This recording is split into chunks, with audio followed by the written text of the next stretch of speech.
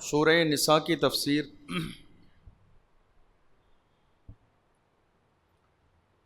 اس میں خاص بات یہ ہے کہ آج کے زمانے میں سب سے زیادہ آپ دیکھیں گے کہ مسلم معاشرے میں طلاق کا رجحان بہت زیادہ بڑھ رہا ہے، اور کنڈیشن یہ ہے کہ 2 مہینے 4 مہینے 6 مہینے کے بعد بھی آج طلاقیں ہو رہی ہیں گھروں میں شادی ہو جانے کے بعد۔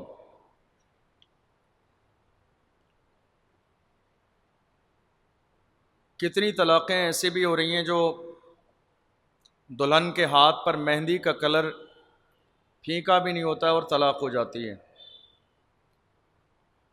اس حوالے سے اگر آپ کو معلومات حاصل کرنی ہو کہ ہمارے سماج میں ہمارے معاشرے میں اس وقت طلاق کا پرسنٹیج کتنا کم ہے اور زیادہ ہے، تو آپ کسی دارالافتاء کے مفتی کے پاس جا کر بیٹھیے، وہ آپ کو بتائے گا کہ اس وقت میں دارالافتاء میں اگر صبح سے شام تک 100 مسئلے آتے ہیں تو اس میں 95 مسئلے صرف طلاق کے آتے ہیں۔ صرف 5 مسئلے ہیں جن کا تعلق ہماری زندگی سے ہے، کھانے سے، پینے سے، وراثت سے، مال کی تقسیم سے اور دوسری چیزوں سے، ورنہ 95 مسئلے آج مفتیوں کے پاس صرف طلاق کے آتے ہیں۔ نماز کا مسئلہ پوچھنے کوئی نہیں آتا ہے، روزے کا مسئلہ کوئی پوچھنا نہیں آتا ہے، زکوٰۃ کس کو دینا ہے، کب دینا ہے، کتنے مال پہ دینی ہے، یہ کوئی پوچھنا نہیں آتا ہے۔ زکوٰۃ لوگ اپنی مرضی سے حساب لگا کے دے دیتے ہیں، اب مفتی صاحب سے حساب لگوائیں گے تو بہت سارا چلا جائے گا 2.5% کے حساب سے۔ پچھلے سال ایک صاحب آئے طلاق کا مسئلہ پوچھنے کے لیے، اب ان کے اوپر طلاق میرا خیال ہے کہ 70-75 ہزار روپے بن رہی تھی، اور انہوں نے میرا خیال ہے کسی کو 5 یا 10 ہزار روپے دے دیے طلاق کے نام، وہ زکوٰۃ کے نام پر۔ پھر اس کے بعد کہا حضرت مسئلہ بتا دیجئے طلاق کے حوالے سے۔ ہم کا بتائیے کیا کیا ہے، ایمانداری سے بتانا، سب کچھ اندر کا باہر کا سارا ہی۔ تو جو انہوں نے بتایا اس کے اعتبار سے جو ہم نے اس وقت حساب لگایا تو وہ تقریباً 70-75 ہزار روپے ان کے بن رہے تھے زکوٰۃ کے۔ کہنے لگے چلو اگلی سال دیکھیں گے، اب اس سال تو اتنا کافی ہے۔ سمجھ رہے ہیں آپ؟ یہ ہے ایمان کی کمزوری۔ اگلے سال آپ گارنٹی ہے زندہ رہیں گے؟ اگلی سال کا جواب اگلی سال دینا، لیکن اس سال جو آپ نے زکوٰۃ کا مال غریبوں کا حق رکھ کے کھا لیا اور ذرے کے برابر شرم و حیا نہیں آئی آپ کو، اس کا جواب قیامت کے دن کون دے گا؟ اس سال کی زکوٰۃ اس سال دینی ہے، اگلی سال نہیں دینی ہے۔ لیکن یہ مسائل عالموں کے پاس پوچھنے کوئی نہیں جاتا ہے۔ یہ بڑا المیہ ہے ہماری قوم کا کہ آج علماء کرام سے ہماری قوم کے لوگ وہ کام لینا چاہتے ہیں جو کام صحیح معنی میں عالموں کا ہے ہی نہیں، ہر مسلمان کا کام ہے۔ کس کا؟ ہر مسلمان کا کام ہے کہ وہ خود کرے وہ کام، لیکن وہ کام آج یہ سمجھا جاتا نہیں صاحب عالموں کی ذمہ داری یہی ہے۔ فاتحہ لگانا عالموں کی ذمہ داری نہیں ہے، ہر مسلمان کی ذمہ داری ہے کہ وہ اپنے گھر پہ فاتحہ لگائے۔ 10 کروڑ کا مال آپ نے بٹور کے رکھا، آپ کے والد کے حساب کے ایصال ثواب کی فاتحہ امام صاحب کریں گے؟ اپنے والد کے لیے اتنا بھی نہیں کر سکتے، اپنے والد کے لیے اتنا بھی نہیں کر سکتے، قرآن کی 4 سورتیں 4 قل پڑھ کے درود شریف پڑھ کے ہاتھ اٹھا کے ان کی مغفرت کے لیے دعا کر دیں، والد کے لیے اتنا بھی نہیں۔ پھر کہتے نہیں صاحب مجھے والد سے بہت زیادہ محبت تھی، والد صاحب کا ہمیشہ خیال آتا ہے، والد صاحب کی نصیحتیں یاد ہیں، والد صاحب نے ہمارے لیے بہت کچھ چھوڑا ہے، والد صاحب نے ہمیں محتاج نہیں بنایا، الحمدللہ ہمارے باپ دادا بہت چھوڑ کے گئے۔ لوگ بڑے فخر کے ساتھ کہتے ہیں بہت اچھی بات ہے، تم نے کیا کیا؟ اسلام میں اس چیز کی کوئی جگہ نہیں ہے پیدرم سلطان بود میرے باپ بادشاہ تھے، تم خود کیا ہو؟ اپنا گریبان جھانکو، تم خود کیا ہو؟ باپ بادشاہ تھے، وہ انتقال کر گئے، تم خود کیا ہو؟ انہوں نے تمہارے لیے سب کچھ چھوڑا، تم نے کیا کیا ان کے لیے؟ 4 قل پڑھ کے فاتحہ بھی نہ کر سکے۔ قربانی کی دعا یہ مسجد کے امام کی ذمہ داری نہیں ہے، یہ ہر مسلمان کی اپنی ذمہ داری ہے۔ آپ کے والد کے لیے جتنی فیلنگ کے ساتھ مغفرت کی دعا آپ کر دو گے، امام صاحب کر دیں گے؟ مجھے ایسا نہیں لگتا ہے۔ بات سمجھ میں آ رہی ہے؟ بھائی آپ کے والد سے آپ کا خون کا رشتہ ہے، جتنی محبت اور جتنی اسپیشل دعا رو رو کر گڑ گڑا کر آپ کر دو گے، مسجد کا امام اتنی گڑ گڑا کے دعا رو رو کے نہیں کر سکتا، چونکہ خون کا تعلق ہے۔ فیلنگ بھی ہر رشتے کے اعتبار سے آتی ہے انسان کو۔ آپ ماں کے سامنے ہو فیلنگ الگ ہے، بیوی کے سامنے ہو فیلنگ الگ ہے، دوست کے سامنے ہو آپ الگ لیول کی بات کریں گے، بھائی کے سامنے ہو بات کرنے کا آپ کا لہجہ بدل جائے گا۔ لوگ بدلتے ہیں، رشتے بدلتے ہیں، احساسات بدل جاتے ہیں، فیلنگ بدل جاتی ہے۔ جتنی اسپیشل دعا ایک بندہ اپنے والد کے لیے کر سکتا ہے، کوئی مسجد کا امام اتنی اچھی دعا آپ کے والد کے لیے نہیں کر سکتا۔ لیکن ہم جو کام عالموں کا ہے وہ نہ ان کو کرنے دیتے ہیں نہ ہی ان سے کراتے ہیں۔ ہم ان سے وہ کام کراتے ہیں جو ان کا ہے ہی نہیں۔ ہم نے عالموں کو کس چیز میں گھیرا ہوا ہے؟ تیجے میں، 40 میں، فاتحہ میں، چادر شریف، لنگر شریف، اگربتی شریف، موم بتی شریف، بس۔ علماء کا یہ کام کسی بھی دور میں نہیں تھا، سمجھ رہے ہیں آپ؟ مصلی پہ کھڑا ہونے والا جو شخص ہوتا تھا اسلام میں، وہی وقت کا بادشاہ ہوتا تھا، وہی مسلمانوں کا امیر ہوتا تھا۔ ابو بکر صدیق رضی اللہ عنہ مسجد نبوی شریف کے امام بھی ہیں اور مسلمانوں کے قائد بھی ہیں۔ اورنگزیب عالمگیر مسجد کے امام بھی ہیں، دارالافتاء کے مفتی بھی ہیں، فتویٰ بھی دیتے ہیں، عالم دین بھی ہیں، تہجد گزار بھی ہیں اور بادشاہ وقت بھی ہیں۔ عالموں کا لیول یہ ہوتا تھا، یہ معیار ہوتا تھا۔ یہ نہیں ہوتا تھا بغل میں دبا کے رجسٹر چلے گئے، شادی والے کہہ رہے ہیں نہیں صاحب بیٹھیے تھوڑی دیر بعد نکاح ہوگا، تو حضرت 9 بجے سے لے کر رات کے 1 بج گیا نکاح کے لیے۔ یہ حال ہے آج۔ سب سے زیادہ شادی میں لوگوں کو پرواہ رہتی ہے بس نکاح پڑھانے والا آ جائے، 4 گھنٹے پہلے بلا کے بٹھا لیجیے آپ، کہیں ایسا نہ ہو بھاگ جائیں امام صاحب نکاح پڑھانے والا پھر شادی بس جائے۔ نکاح ہونا نہیں ہے ابھی۔ ہمارے یہاں وقت کی کوئی قدر نہیں ہے، نماز نکل گئی، ظہر نکل گئی، عصر نکل گئی، مغرب نکل گئی، لوگ رسم میں لیے بیٹھے ہوئے، نہیں صاحب وہ نہیں آئے، وہ والے چچا نہیں آئے، وہ روٹے ہوئے ہیں، پھوپا مان گئے۔ ارے یار خدا کے بندو کچھ تو دین پر عمل کرو۔ پورا دین اسلام ہم نے اپنی مرضی سے چلایا ہوا آج کی تاریخ میں۔ آج علماء اکرام سے وہ کام نہیں لیا جا رہا ہے جو عالموں کا لیول تھا، جو ان کی ذمہ داری تھی۔ یہی وجہ ہے کہ حالات اتنے بگڑے ہوئے ہیں۔ علماء اکرام کو اگر ذمہ دار لوگ، مسجد کی کمیٹیوں کے لوگ، ذمہ دار لوگ، علاقے کے لوگ پورا پاور دیں دل کھول کر دین کا کام کرنے کا، تو قوم مسلم کے حالات یہ نہ ہوں جو آج کی تاریخ میں۔ سب سے زیادہ بزدل تو مسجد کی کمیٹیاں ہیں آج کے حالات میں۔ سب سے زیادہ بزدل پیٹھ دکھانے والے لوگ تو یہی ہیں۔ سب سے زیادہ نقصان تو انہی سے ہی ہو رہا ہے۔ میں اسی لیے کہتا ہوں اداروں میں ایسے ذمہ دار لائیے، ایسے ذمہ دار لوگ لائیے جو بہادر ہوں، دیندار ہوں، شریف ہوں، حضور کے عاشق ہوں، جنہیں حضور کی ناموس پر پہرا دینے کا موقع نہ ہو۔ ان کو تو مجھے لگتا ہے زندگی میں پھر ان کے ساتھ اور کیا خیر کی امید کی جا سکتی ہے، جو حضور کی عزت کے لیے کھڑے نہ ہو سکیں۔ بات سمجھ آ رہی ہے؟ جو حضور کے نام پر کھڑا نہ ہو سکے، حضور کی عزت کے لیے کھڑا نہ ہو سکے، حق اور صداقت کے لیے کھڑا نہ ہو سکے، وہ صدر سیکریٹری کی تو بات بڑی ہے، مجھے لگتا نہیں ہے کہ ایسے لوگ سماج میں بھی کوئی عزت دار لوگ ہیں۔ یار کلمہ پڑھنے والا شخص عزت دار وہی ہو سکتا ہے جو حضور کا غلام ہو۔ جو حضور کے نام پر بھی کھڑا نہ ہو، پھر اس کی عزت اور اس کی شان کا کیا مطلب ہوتا ہے؟ تو اس وقت میں حالت یہ ہے کہ ہمارے یہاں علماء کے پاس سب سے زیادہ اگر مسائل ہیں تو طلاق کے۔ آج بہت مختصر بیان کروں گا آپ کے سامنے، اس کو سنیے، سمجھیے اور اپنی لائف میں اس کو پریکٹیکل طور پر ثابت کیجیے۔ آپ کے ذہن میں ایک بات ہے ایک زمانے سے، جس کا روب و دبدبہ ہمیشہ آپ اپنی بیوی کے سامنے لے کے کھڑے ہو جاتے ہیں، نہیں صاحب اللہ نے مرد کو حاکم بنایا ہے۔ بہت سارے مردوں کو یہ بڑا گمان رہتا ہے، صاحب علماء اکرام بیان کرتے ہیں اللہ نے مرد کو حاکم بنایا ہے. تو حاکم کا مطلب کیا ہوتا ہے؟ آرڈر چلانا ہے. حاکم کا مطلب صرف آرڈر چلانا نہیں ہوتا ہے. حاکم کا مطلب صرف حکومت جمانا نہیں ہوتا ہے. آرڈر دینا بھی حاکم کا کام ہے، تو ہر طریقے کا خیال رکھنا بھی یہ حاکم کا کام ہے.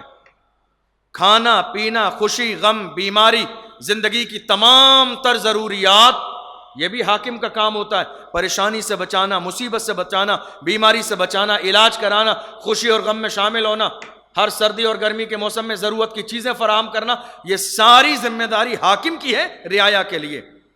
اب سمجھ لیجئے آپ کہ اگر قرآن نے آپ کو حاکم کہا تو اس کا مطلب کیا ہے؟ خالی آرڈر چلانا نہیں ہے، حکومت جمانا نہیں ہے، خالی بستر پہ بیٹھ کر آرڈر دیتے رہنا نہیں ہے صبح سے شام تک روزے کی حالت میں بھی، ہرگز نہیں، ایسا نہیں ہے.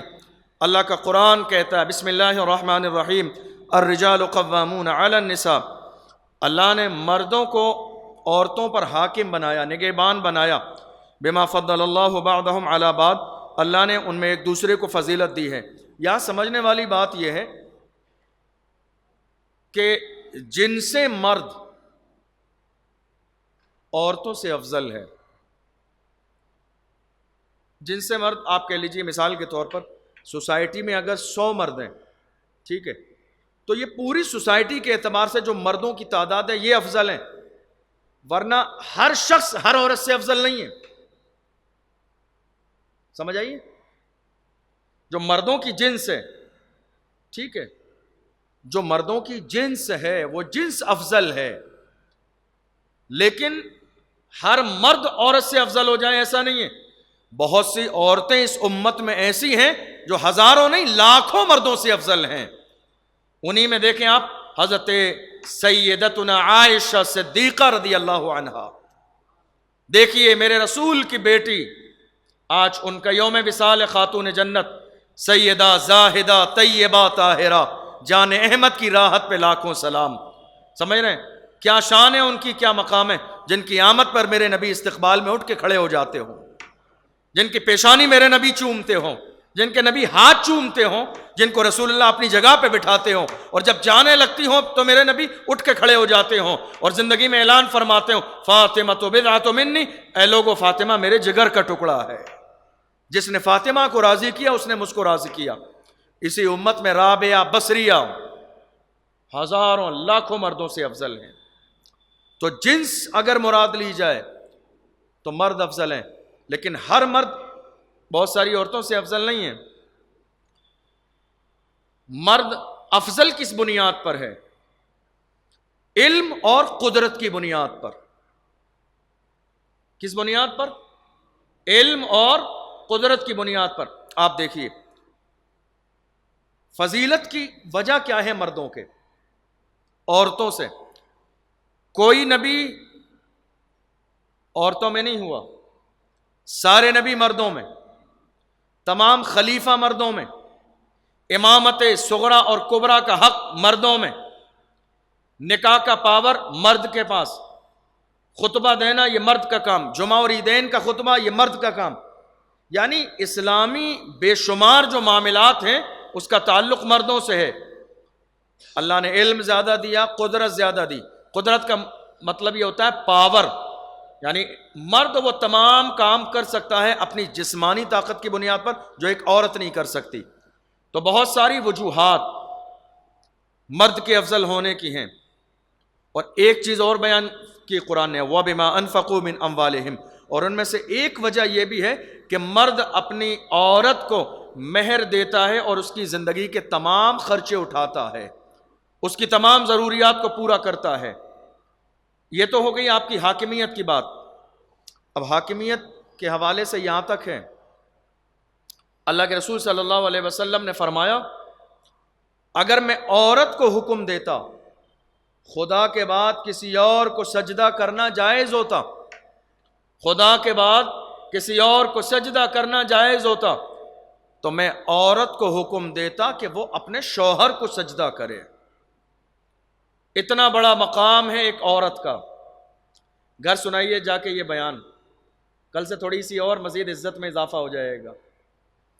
اللہ کے رسول صلی اللہ علیہ وسلم نے فرمایا میں عورت کو حکم دیتا کہ وہ اپنے شوہر کو سجدہ کرے.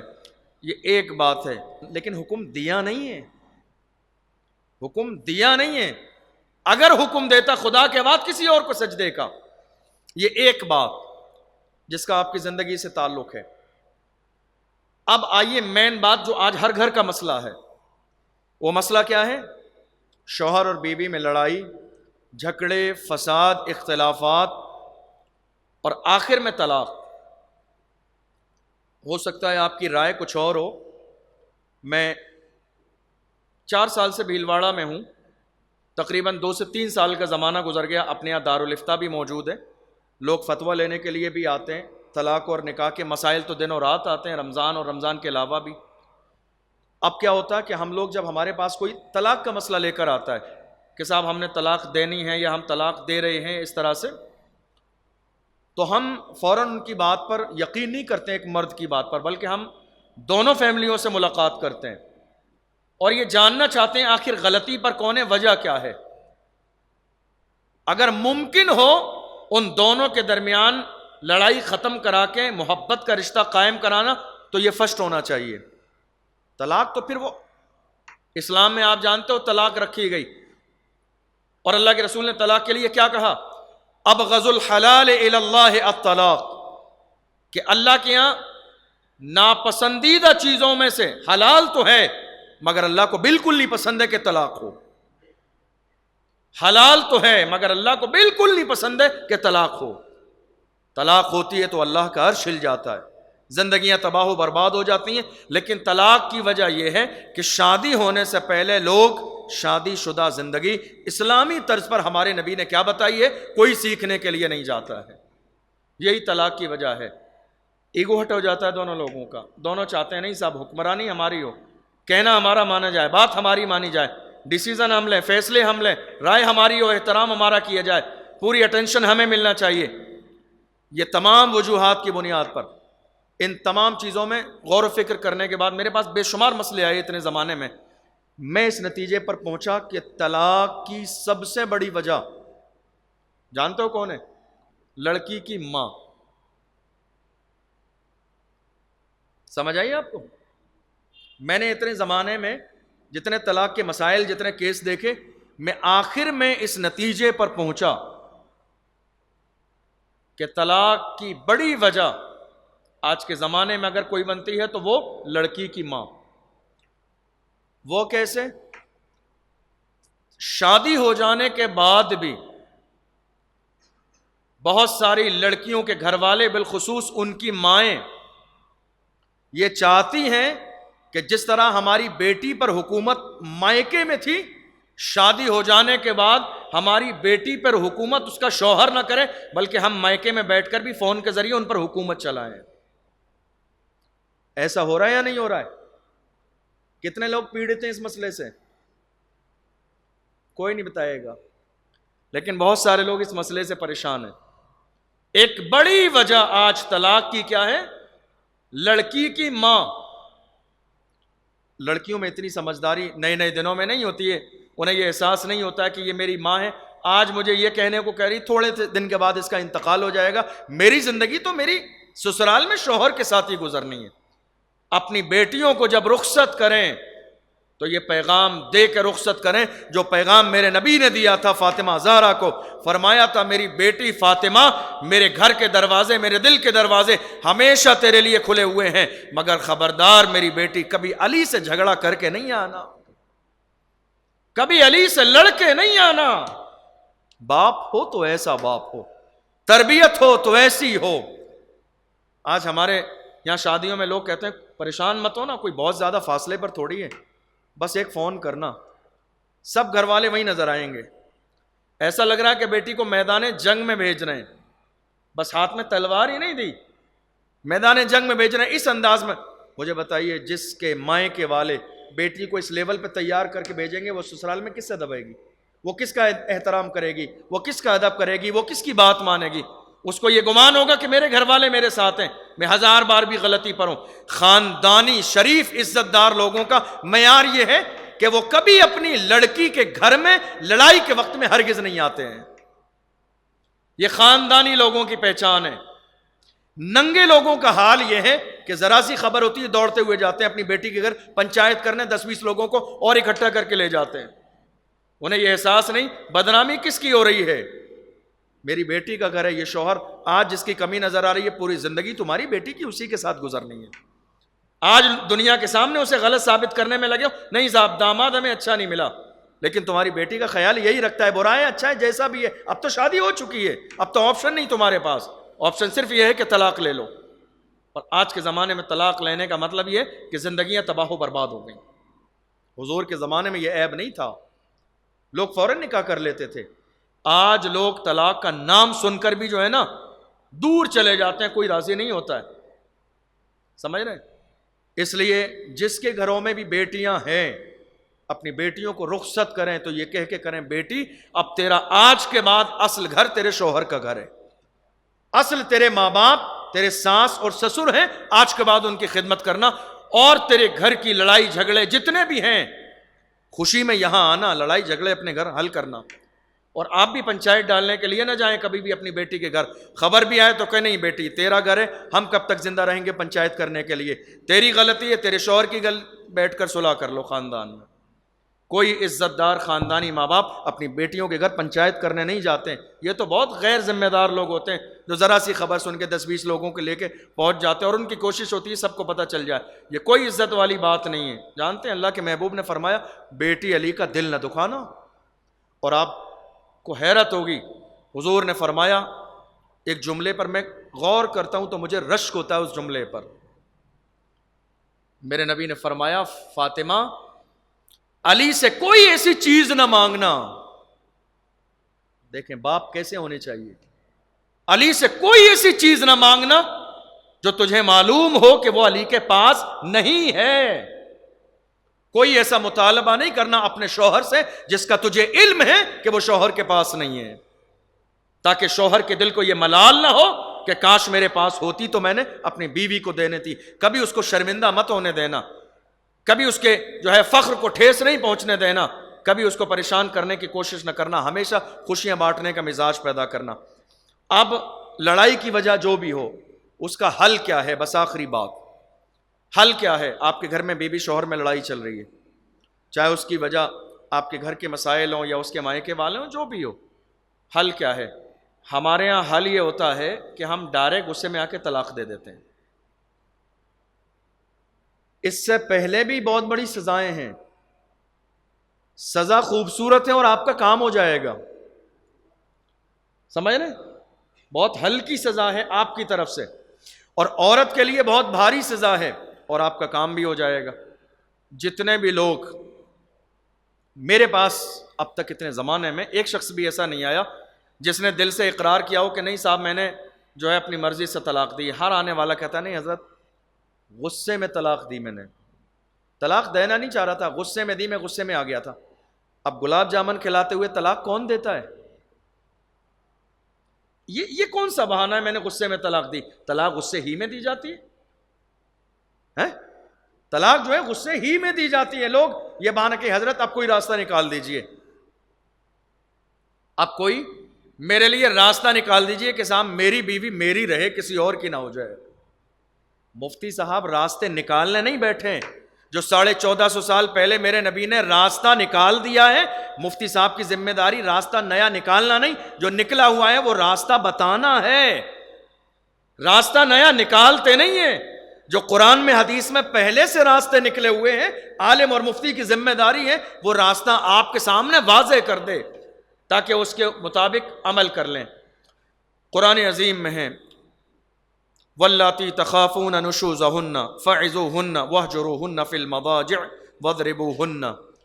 3 چیزیں قرآن نے بیان کی جب آپ کا جھگڑا ہو جائے. پہلی چیز جب تمہیں یہ ڈر ہو کہ وہ تمہاری مخالفت کریں گی، تمہاری اطاعت نہیں کریں گی، فرما برداری نہیں کریں گے، اختلاف ہوگا.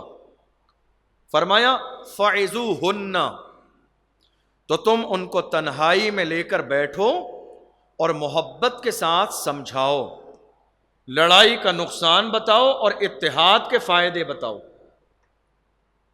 مجھے یاد آتا ہے رسول اللہ کی ایک حدیث ہے کہ جس نے کسی شخص کو لوگوں کے سامنے سمجھایا، نصیحت کی، اس نے اس کو باغی بنا دیا.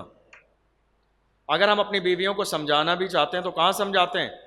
پورے خاندان کے سامنے، ہے یا نہیں؟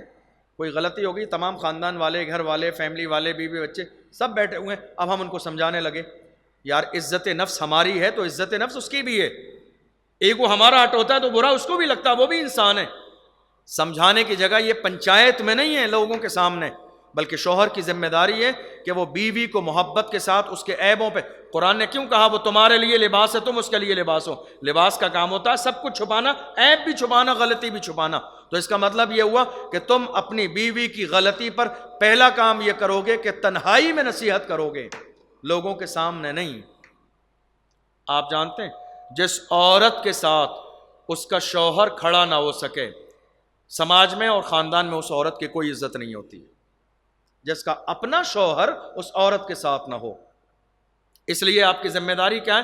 اگر لڑائی ہے، اختلاف ہے، کوئی غلط بات آپ دیکھ رہے ہیں، کوئی غیر مناسب حرکت آپ کی بیوی سے ہو رہی ہے، تو اس کا کام یہ نہیں ہے کہ آپ پورے محلے کے سامنے لوگوں کو اکٹھا کر کے سمجھائیں۔ پہلا آپشن قرآن نے کیا کہا؟ فَعِظُوهُنَّ، تنہائی میں بیوی کو لے جائیے، لے جانے کے بعد اس کو احساس دلائیے، مروت کے ساتھ، محبت کے ساتھ، عزت کے ساتھ، کہ جو تم نے کیا ہے یہ غلط ہے، نقصان دہ ہے۔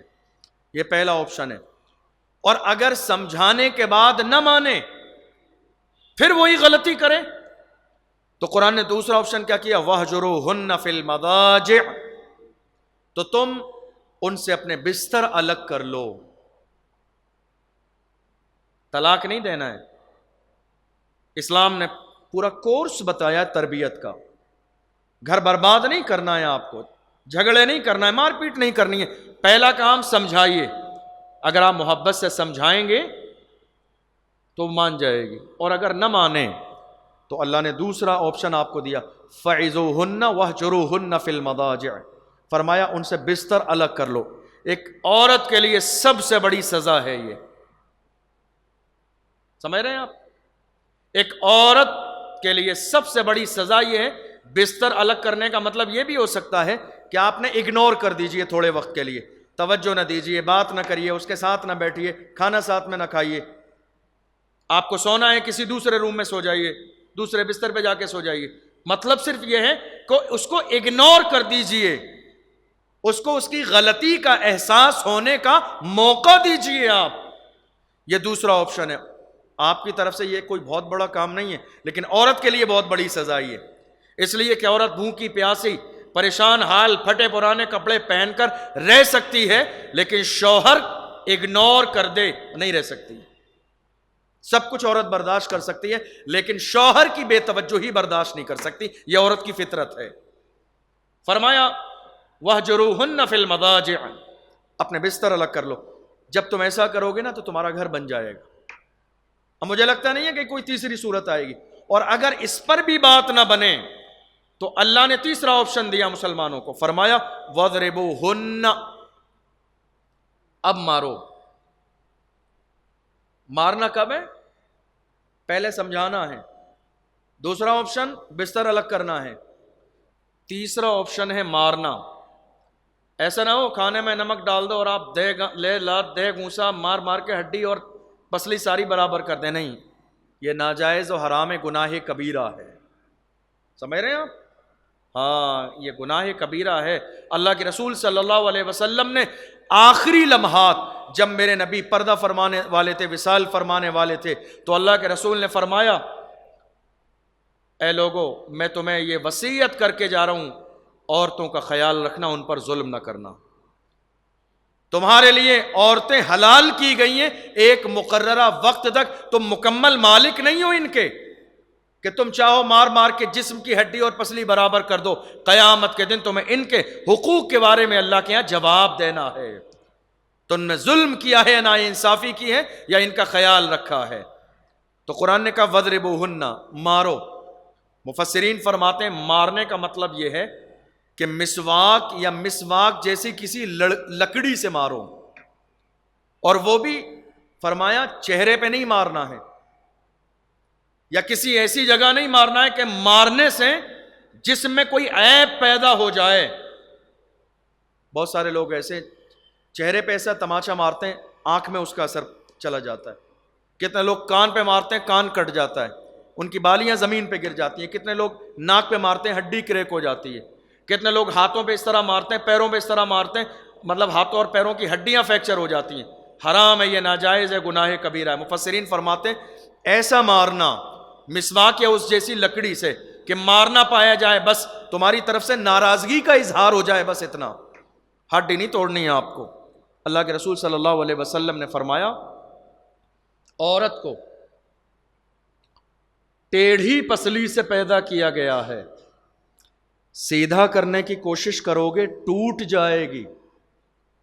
صحابہ نے کہا ٹوٹ جائے گی یا رسول اللہ, اس کا کیا مطلب ہے؟ فرمایا ٹوٹنے کا مطلب یہ ہے کہ طلاق ہو جائے گی. ٹیڑھی پسلی سے پیدا کیا, تم سوچو بالکل سیدھا کر لو, ایسا نہیں ہوگا, ایسا نہیں ہوگا. اللہ کے رسول نے فرمایا عورتوں کی تکلیف پر محبت کے ساتھ مسکرا کر صبر کرتے رہو, اللہ تمہیں ایوب علیہ السلام کے صبر کے برابر نیکیاں عطا فرمائے گا. سیدھا کرنے کی کوشش کرو گے سیدھا نہیں کر پاؤ گے, بس یہ ہے محبت سے پیار سے نبھاتے رہو, ان کی چھوٹی چھوٹی غلطیوں کو اگنور کرتے رہو, محبت سے بٹھا کر سمجھاتے رہو گے تو اس طرح پیار سے تمہاری زندگی گزر جائے گی. لیکن اگر ایسا کرو گے, مارو گے یا اس کے علاوہ کچھ کرو گے تو طلاق کی نوبت آ جائے گی.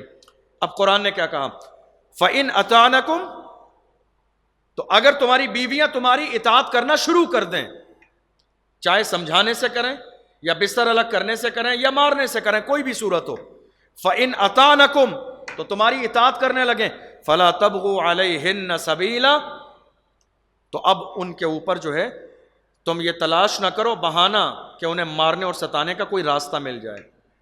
بہت سارے ایسے لوگ ہیں نا جو عورتوں سے کچھ زیادہ ہی خفا ہو جاتے ہیں نا, تو پھر وہ انتظار میں ہی رہتے ہیں کوئی نہ کوئی بہانہ ملے گالی دینے کا, کوئی نہ کوئی بہانہ ملے ان کو مارنے کا, کوئی نہ کوئی بہانہ ملے ان کو ذلیل اور رسوا کرنے کا. آپ جانتے ہیں ایک بہت ہی پتے کی بات آپ کو بتاؤں, اگر آپ چاہتے ہیں کہ آپ کا گھر کبھی تباہ و برباد نہ ہو تو عورت کو کبھی غصے میں برا بھلا آپ کی زبان سے نکلتا ہے, کوشش کریں ایسا نہ نکلے, دائرے میں رہیں, آپ مسلمان ہیں. لیکن عقل مند انسان وہ ہے کہ کبھی عورت کو اس کے مائکے کے بارے میں گالی نہیں دینا, کبھی اس کے مائکے کے بارے میں برا نہیں کہنا, کبھی اس کے مائکے والوں کو کبھی ہلکا نہیں جاننا, اس لیے کہ عورت کی فطرت یہ ہے وہ سب کچھ برداشت کر سکتی ہے مگر مائکے کی برائی کبھی برداشت نہیں کر سکتی, وہ اپنے ماں باپ کی بھائیوں کی برائی کبھی برداشت نہیں کر سکتی. اس لیے اسلام میں یہ منع کیا گیا ہے, تم چاہتے ہو کہ تمہارا گھر تباہ ہو برباد ہونے سے بچ جائے تو مائکے کو کبھی گالی مت دینا, تمہارا مسئلہ ہے تم آپس میں بیٹھ کر نپٹاؤ. اس کے بعد کہا گیا اگر نہ ہو, ٹھیک ہے, اس موضوع کی ایک آخری آیت رہ گئی, اگر تمہارے درمیان معاملہ نہ ہو تو اب کیا کرنا ہے, اب بھی طلاق نہیں دینی ہے. چوتھا آپشن کیا بتایا, وَإِنْ خِفْتُمْ شِقَاقَ بَيْنِهِمَا فَابْعَثُوا حَكَمًا مِّنْ أَهْلِهِ وَحَكَمًا مِّنْ أَهْلِهَا, تو اگر تم دونوں کو یہ خوف ہو کہ تمہارے درمیان کسی بھی طرح سے معاملات بہتر نہیں ہوں گے, صلح نہیں ہو سکے گی, اختلاف ہی رہے گا, معاملہ نارمل نہیں ہوگا, تو کہا فَابْعَثُوا حَكَمًا مِّنْ أَهْلِهِ وَحَكَمًا مِّنْ أَهْلِهَا, تو اب تمہارے دونوں کے خاندان میں سے ایک معزز شخص فیصلہ کرنے والا مرد کے خاندان سے بٹھائیے, اور ایک جو ہے عورت کے خاندان سے سمجھدار سلیقے مند انسان بٹھائیں. ان دونوں کے سامنے سارے معاملات رکھیں اور ان دونوں سے فیصلہ کرانے کی کوشش کریں. لیکن یہ ہے کہ فیصلہ کرنے والے لوگ آج کے جیسے نہ ہوں. آج پنچ بیٹھ کے فیصلہ کر دیتے ہیں نکاح و طلاق کا, بات سمجھ آ رہی ہے, جن بیچاروں کو کلمہ یاد نہیں, استنجا پتہ نہیں کیسے کرنا ہے, وضو یاد نہیں, غسل کے فرائض اور واجبات کا علم نہیں, دین معلوم نہیں, نماز معلوم نہیں, حرام حلال معلوم نہیں, نکاح و طلاق کے مسئلے معلوم نہیں, وہ چند پنچ کے نام پر بیٹھ کر طلاق نکاح کے سارے مسائل خود ہی کر دیتے ہیں. ارے یار خدا کے بندو, کون سے زمانے میں جی رہے ہو؟ ہمارے یہاں ہر محلے میں مسجد ہے, عالم ہیں, مفتی ہیں, دارالفتہ ہے, مسجدیں ہیں, دارالعلوم ہیں, حافظ ہیں, تمام لوگ موجود ہیں. تو کیا اس وقت میں یہ ضرورت پڑ رہی کہ خاندان کے لوگ بیٹھ کے طلاق اور نکاح کے مسئلے نپٹا لیں؟ نہیں, فیصلہ قرآن کے مطابق ہونا چاہیے, فیصلہ دین کے مطابق ہونا چاہیے, فیصلہ شریعت کے مطابق ہونا چاہیے. قرآن کے اعتبار سے فیصلہ ہوگا تو کسی پر ظلم نہیں ہوگا, ورنہ انسان کی فطرت یہ ہے کہ اس کو جس سے زیادہ لگاؤ ہوتا ہے اس کا فیصلے کا پلہ ادھر ہی جھک جاتا ہے. یہ بات صحیح ہے نا, انسان کو جدھر زیادہ لگاؤ ہوتا ہے فیصلے کا جو پلہ ہے اس کا ادھر ہی جھک جاتا ہے، کہیں نہ کہیں وہ ادھر سے ادھر، ادھر سے ادھر، حمایت اسی کی کرے گا جس کا وہ خاص ہے۔ اسی لیے ہمارے لیے ایک بڑی عظیم کتاب قرآن عظیم ہے۔